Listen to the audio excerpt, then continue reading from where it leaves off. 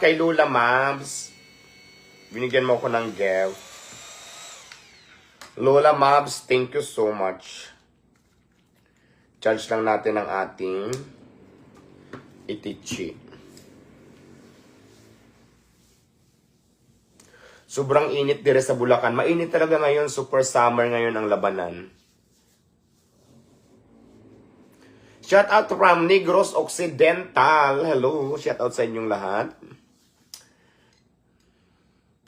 Hello, Idol. Diwata Pares.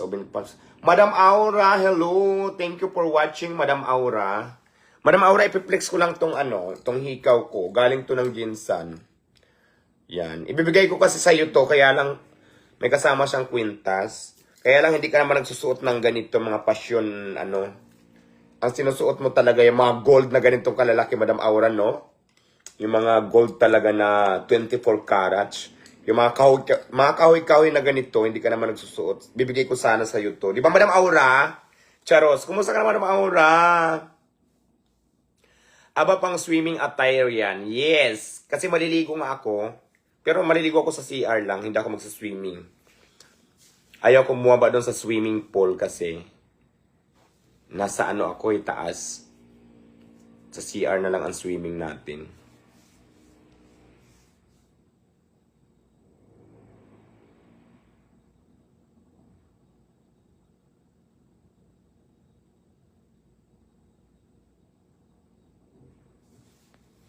Kumusta ka na? Okay naman po ako. Shout out sa inyo.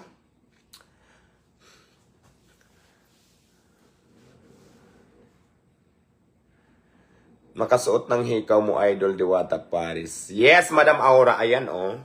Galing to ng Jinsan. Actually, terno ito. Tinernuhan ko na lang. Diba? Sa pelikulang Fashionista.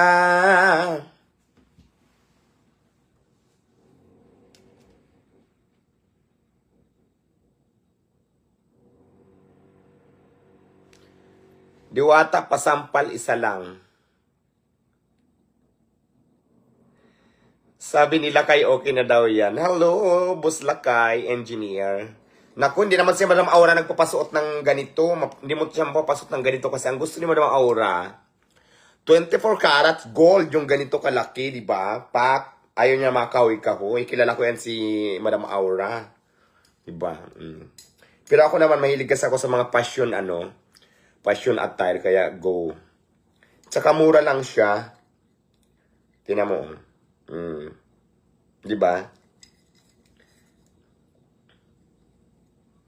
Di ba, Madam Aura? Okay naman kami nila.